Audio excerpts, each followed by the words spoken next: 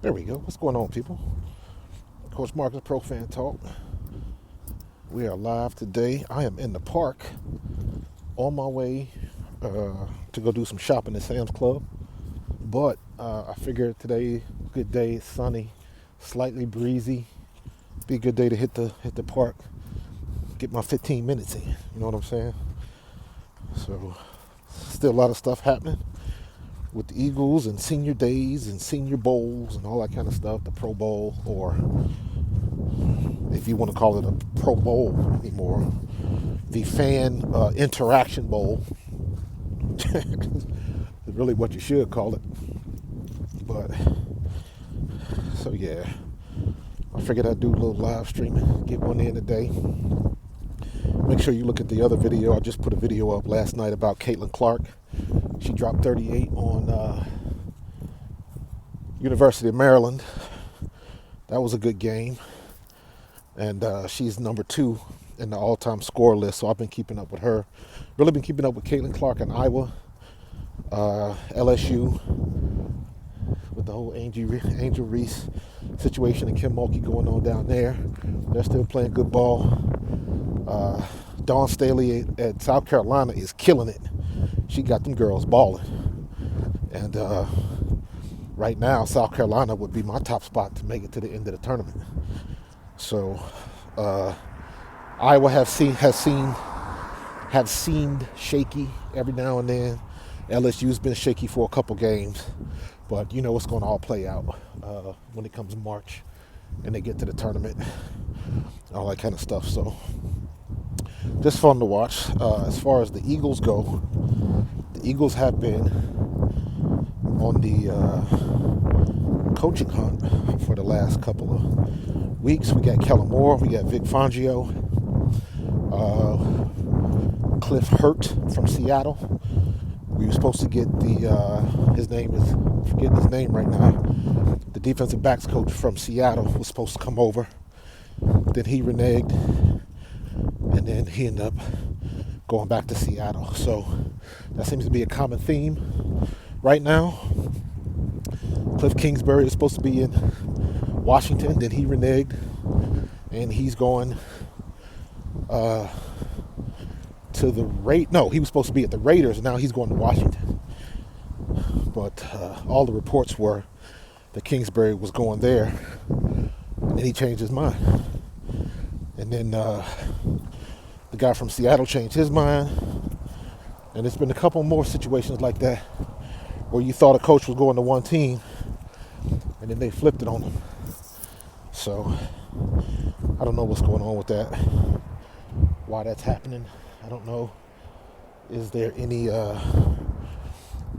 don't know. It's an odd situation. I've never really seen that before, where so many coaches have reportedly jobs lined up and then it falls through. So it's kind of weird. We still don't know what the hell's going on with Eric Bieniemy. I don't understand what it is with this dude. Great coach. Either he doesn't want to be a head coach, or obviously it has to be something that we are not seeing,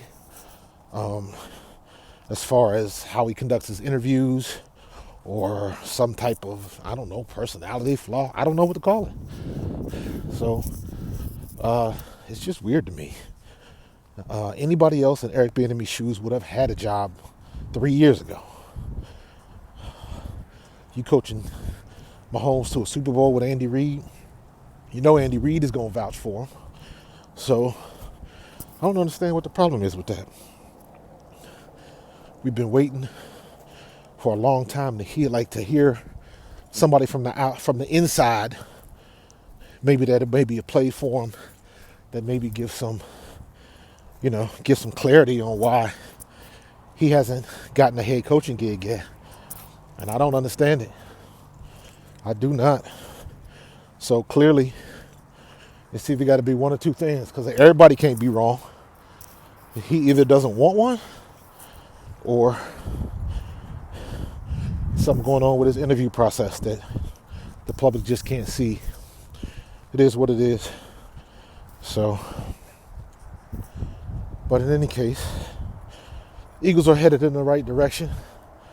We got all the reports now are who the Eagles think that they're going to get, or what everybody thinks the Eagles are going to do with all of these seniors at the Senior Bowl. And that's like the one thing people got to realize is, yes, you got these kids that can look good when they're doing one-on-one drills at the Senior Bowl, and they're not really, it's full speed, but it's not.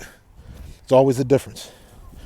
So kids are going to look good in one-on-one drills, different things like that. But where the rubber meets the road is, what did they do in game situations? And this is my flaw, where I think there is a flaw in the scouting process, because you do have to see these kids in person, I think. It helps. It helps you get a better evaluation of what you're looking at. And also, you can get a feel for the kid's demeanor and their attitude. So it's hard to figure that out when you're at a camp or something like that, because for the most part, most of the kids are on their best behaviors. So they're going out of their way to give the right answers and do the right things. You know what I'm saying? So it makes that job a little bit more difficult to sift through the nonsense and to see who's real and who's fake. But I know they talked about, I can't remember his name. The kid was when the defensive tackle and the offensive lineman were doing the drills, and the kid got beat and grabbed the kid's helmet and threw his helmet. Now, any other situation, looking at when I saw that and looking at the reaction of the people that were commentating, I'm like, okay, well, how is that going to go? Is he a hothead? Did the offensive lineman lose the rep? Like, it was hard. It was almost like a stalemate. And you know how the guys do, put their hands in the chest and around your neck, and people, lose their temper. Don't touch me. I always thought it was crazy how players would get mad. Like, boy, don't touch me. Like, bro, we playing football, man. He just tried to drive my head through the dirt. And now you mad because I pushed you. So that was always funny to me. But in any case, like, it's hard to gauge, did the kid just lose his shit because he lost a rep? Like, I don't know. It's hard to tell. But in my opinion, you cannot come up with a legitimate grade on a kid from doing one-on-one reps. What are you going to see in one-on-one that you haven't seen in game situations? And I guess that's the point I'm trying to get to. Are you going to base everything from the game tape that you watched? Or is something that you saw in person going to change your mind? And if that is the case, how many times has that panned out? I remember, I believe it was with Jalen Reagor. And when we drafted him, when we did, and all of the criticism that he's taken really wasn't his fault to a degree. It is your fault if you are not playing up to expectations, regardless of where you were drafted. It's not his fault that the Eagles picked him where they did. Not his fault. However, I saw that tape. I believe that was him that ran that crazy time. It was like a 4.2, low 4.2 or something. It was blazing speed. But that video got him noticed. But once you get noticed, at the end of the day, you still got to show and prove. You still got to show up to play. You still got to prove that you belong there. Ain't nothing given to you. The only difference, and this happened when I played, the only difference between a free agent and a draft pick is if you are a draft pick, your leash is a little bit longer. You can still get cut. They can still sit you down. But they're on the hook for that money that they already paid you for your signing bonus. However, there is a lot of situations where the teams will go ahead and just count that as an L because they see something better. That's happened before. When I made the squad with the Eagles in '93, you know, it was me and Vaughn Hebron. I'm sure I've told this story before. Me and Vaughn Hebron, both running backs. And we both made the team. We made the active roster. So normally, two rookies at the same position won't make the team. They're going to choose one. In this situation, they kept both of us. And that was the craziest thing. So basically what it came down to is we had our opportunity and we made the most of the opportunities that we had. And the other guys that were there didn't. One guy was hurt. And the other guy, they went into a different direction. So, you know, stuff like that happens all the time. And you got to be ready to put it down when you get your opportunity, because eventually you will. Now, what's that got to do with what's going on now? I look at the situation that happened in Baltimore when they lost that game to the Chiefs. And granted, Patrick Lamar did not play well at all. However, their defense did play well enough to win. And when Lamar did get him down in the red zone, you got Zay Flowers doing some dumb stuff and just messing up the opportunity. Could he have scored on that play if he hadn't fumbled? Absolutely. Great play by the Chiefs. But if you don't get that penalty, when you get the penalty, maybe they choose a different direction. Maybe they choose a different play. Anything can happen. You know what I'm saying? So just the opportunity is there to score. You score. You don't have, if you have to take another opportunity to score and you're on the offense, that's another opportunity for the defense to cause a turnover. And that's exactly what happened. So not to say that it couldn't happen or it would have happened the other way around. I don't know. But on the offense, when you have the opportunity to go and put the ball in the end zone to get them points, that's what you're going to do. And when you flip over to what happened in Detroit, same situation. Dan Campbell been aggressive all year. He didn't apologize for his style of play. Don't want him to. However, you got to look at the situation. You got to read the room. Because first half, you want to be aggressive, that's okay. Second half, the first time, he called the right play. It was open. Goff puts the ball in the receiver's hands, and he drops it. So, again, that opportunity that I was talking about, you got to take advantage of that opportunity. Detroit did not do that. And it cost them. Then, Jahmyr Gibbs puts the ball on the ground, gives him the ball back in great field position right after they had tied the game. That's another situation where they didn't take advantage of that opportunity. They were running the ball, moving the ball on them pretty good, but the rookie can't put it on the ground. That's a rookie mistake. He's going to learn from that mistake. Unfortunately, it's going to take him till this time next year to rectify it, and that's the shameful part about it is. And then finally, when he had that opportunity to kick the field goal and tie the game, he should have took the points. Because I understand it. There's one thing about being aggressive and doing, imposing your will on the other team. And then there's another thing called situational football and understanding the situation you in and taking the points. Because you playing against the returning Super Bowl champions, the defending Super Bowl champions, and not arguably the best quarterback in the NFL right now, Patrick Mahomes.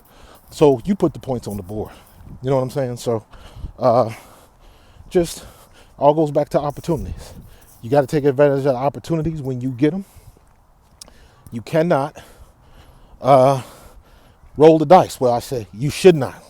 What you can do and what you should do is two different things.